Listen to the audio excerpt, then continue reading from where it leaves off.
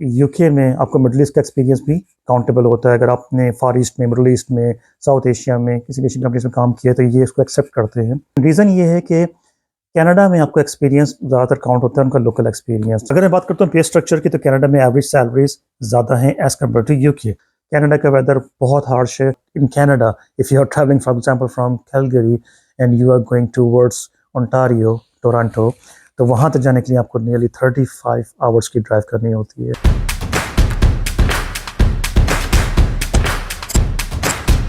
आज का जो मेरा टॉपिक है वो है यूके और कनाडा का कंपैरिजन। ये वीडियो बहुत इंपॉर्टेंट है उन तमाम लोगों के लिए जो कि ये जानना चाहते हैं कि वो किस कंट्री में उनके लिए मूव होना ज़्यादा आसान है, कहाँ पे क्या एडवांटेजेस हैं, अगर वो यूके के लिए एफर्ट्स करें या कनाडा के लिए एफर्ट्स करें तो कहाँ पे अप्लाई करें। तो इस वीडियो को आपने पूरा देखना है और कोशिश करें कि पॉइंट्स भी इस पर नोट करें ताकि आपको इसका बेनिफिट मिल सके।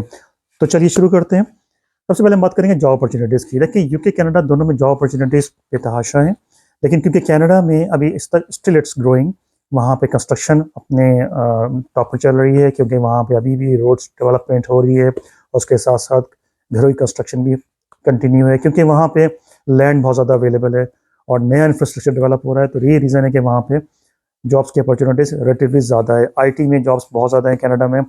और अगर मैं देखूँ हाई लेवल कंपैरिजन तो यूके में आपको जॉब मिलना थोड़ा सा रिलेटिवली आसान है as compare to Canada. All the opportunities ज़्यादा कनाडा में है। रीज़न ये है कि कनाडा में आपको एक्सपीरियंस ज़्यादातर काउंट होता है, उनका लोकल एक्सपीरियंस। अगर आपने कनाडा में कुछ अर्से काम किया है, 3 ईयर्स आप ऑलरेडी काम कर चुके हैं, आपको मिलना वहाँ पे आसान होती है। अगर आप एंट्री लेवल पे जाते हैं तो आपको थोड़ी सी स्ट्रगल करनी होती है।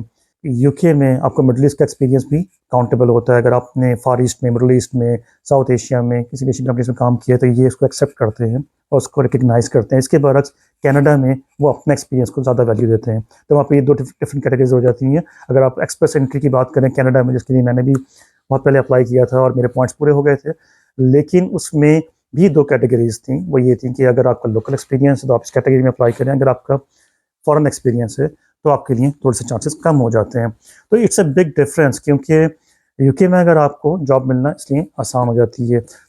अगर आप मिडल ईस्ट से मूव कर रहे हैं तो आपको पता है कि वहाँ पे मेजॉरिटी मेजर कंपनीज जो हैं वो यूके या यूएस की होती हैं, तो उनका एनवायरनमेंट भी तकरीबन मोर और लेस आपको सेम इन्वायरमेंट मिलता है। अगर आप मिडल ईस्ट में इस इन्वायरमेंट में काम कर चुके हैं तो आपको यूके में भी वही इन्वायरमेंट मिलता है, ऑफिस इन्वायरमेंट। तो ये सारी चीज़ें मैटर करती हैं। इसके बरक्स कनाडा का एक अपना इन्वायरमेंट होता है। अगर मैं बात करता हूँ पे स्ट्रक्चर की, तो कनाडा में एवरेज सैलरीज ज़्यादा हैं एज़ कम्पेयर टू यूके।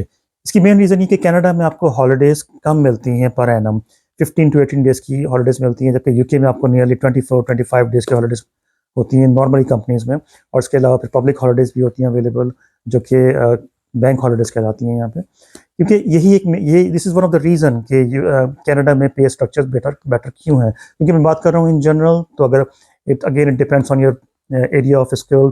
आप कितना एक्सपीरियंस है, आप किस एरिया में काम कर रहे हैं, आप कंस्ट्रक्शन में हैं, आप ऑयल एंड गैस में हैं, आप रेलवे में हैं, या आप इन तमाम एरियाज़ में सैलरीज वेरी करती हैं। बट इन जनरल अगर आप कंपेयर करें तो कनाडा की average salary is better than UK. Weather condition UK में is better than Canada. Canada में ऑन एवरेज टेम्परेचर जाता है -30 -35 तक विंटर में, और गर्मियों में +30 या +40 तक चला जाता है। तो अगर आप इसको कंपेयर करें यूके से, UK is much better than Canada in term of weather. यहाँ पे ऑल दो रेन बहुत होती है, लेकिन इसके बावजूद यहाँ पे टेम्परेचर माइनस में भी जाता है, तो 10 -10 तक जाएगा मैक्सिमम। वो भी अगर आप बहुत बात करते हैं नॉर्थ एरिया में, like if you are going towards Scotland की डायरेक्शन में आप जा रहे हैं, वहाँ पे आप रह रहे हैं किसी टूवर्ड्स नॉर्थ, तो वहाँ पे टेम्परेचर काफ़ी कम हो जाता है, लेकिन -10 से ज़्यादा नीचे नहीं जाता, मतलब आप सर्वाइव कर सकते हैं। अगेन अगर आप कंस्ट्रक्शन में काम कर रहे हैं, अगर आप किसी फील्ड जॉब में काम कर रहे हैं, आपको फील्ड में ट्रैवल करना है, आपको साइट पे रुकना है, साइट पे रहना है, तो आप सोच सकते हैं कि किस तरीके से आप कनाडा में साइट की जॉब कर सकते हैं। तो इट्स क्वाइट हार्श।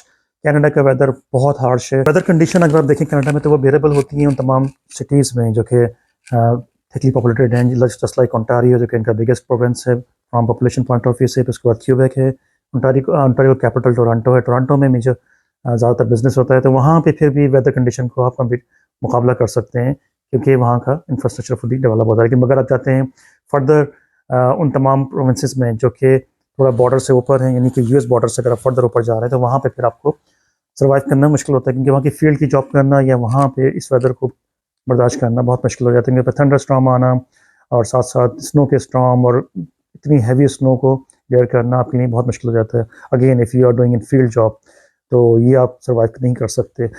अगर आप कंपेयर करते हैं हेल्थ केयर सिस्टम, तो यूके और कनाडा में quality of health care system more less same है, लेकिन देखो यूके मूव होने से पहले आपको इमिग्रेशन हेल्थ चार्ज पे करना होता है।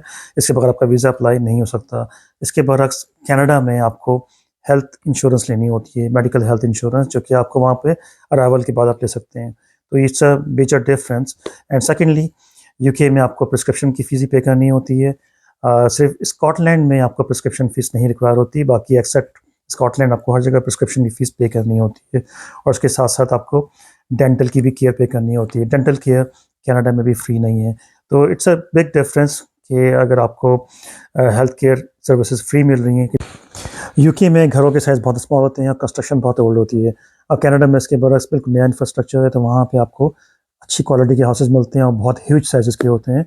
और अगर आप बात करें रेंट की, तो 2000 पाउंड में आपको 2 बेडरूम का फ्लैट अगर मिल रहा है लंदन की विसिनिटी में, तो कनाडा में आपको नियरली 4000 कैनेडियन डॉलर में, which is equivalent to almost 2400 GBP. तो आपको काफ़ी अच्छी हाउसिंग मिलती है कनाडा में और ह्यूज साइज़ के घर हैं।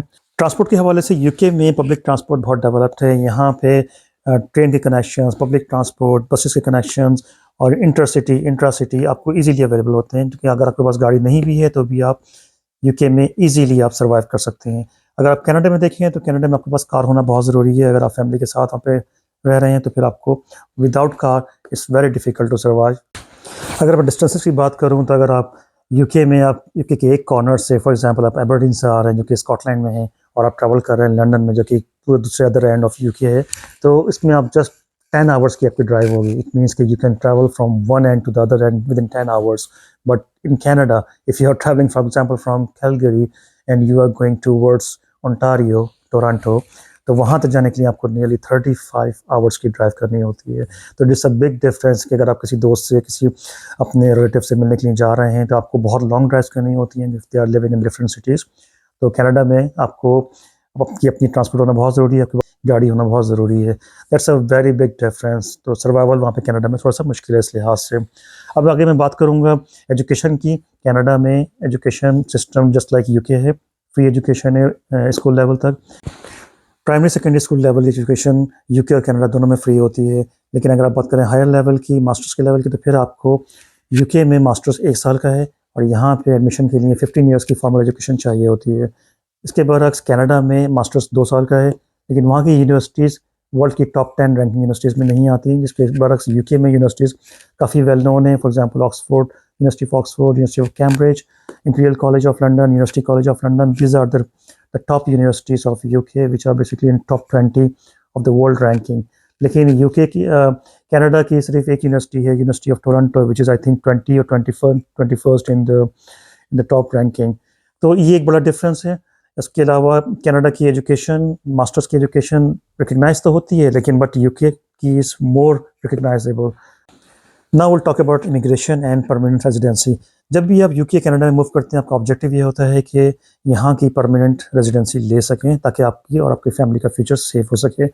तो यूके में आपको एटलीस्ट 5 ईयर्स चाहिए होते हैं परमानेंट रेजिडेंसी अप्लाई करने के लिए। आपने 5 ईयर्स जॉब की है और उसमें आपने लीगल स्टे है आपका, और आपने एक पर्टिकुलर क्राइटेरिया पूरा किया है, तो then you can get ILR, which is indefinite leave to remain, and then you can further stay for 1 year and then you can apply for citizenship as a passport. तो it means कि आपको nearly 5 to 7 years यहाँ पे चाहिए होंगे citizenship लेने के लिए, जबकि इसके बरक्स आपको कनाडा में परमानेंट रेजिडेंसी मिल जाती है 4 से 5 ईयर्स में मैक्सिमम, और इसका क्राइटेरिया थोड़ा सा आसान है एज़ कम्पेयर टू यूके। तो इट्स अ बिग एडवांटेज। तो दोस्तों, आज की वीडियो में हमने डिस्कस किया कि यूके और कनाडा में किस तरीके से आप कौन कौन से एरियाज़ को कंपेयर कर सकते हैं, और आपको अंदाज़ा हो सके कि कौन सा कंट्री आपके लिए बेटर है, क्योंकि आपकी एफर्ट्स बहुत मैटर करती हैं, आपका टाइम बहुत मैटर करता है, आप किस कंट्री की तरफ फोकस करते हैं, ताकि आपको आगे चल के उसके एडवांटेजेस मिल सकें। तो आपको इन तमाम फैक्ट्स का पता होना बहुत ज़रूरी है। हमने आज हाई लेवल कंपैरिजन किया है, अपनी आने वाली वीडियोज़ में हम डिटेल कंपैरिजन करेंगे। फॉर एग्ज़ाम्पल हम बात करेंगे कि कनाडा में जॉब अपॉर्चुनिटीज़ किन किन एरियाज़ में ज़्यादा हैं, और अपने आप को आप किस तरीके से, कौन कौन सा आपके पास स्किल्स होने चाहिए जो कि आपको वहाँ पे जॉब सिक्योर करने के लिए आपको आसानी देंगे। चैनल को वॉच करते रहिए और इसको लाइक और सब्सक्राइब ज़रूर कीजिए, और अपने फीडबैक से हमें ज़रूर इन्फॉर्म कीजिए। Your feedback is very important because it will give us some guidance how to improve our further videos. अपना बहुत ख्याल रखिएगा। Thank you so much for watching. अल्लाह हाफिज़।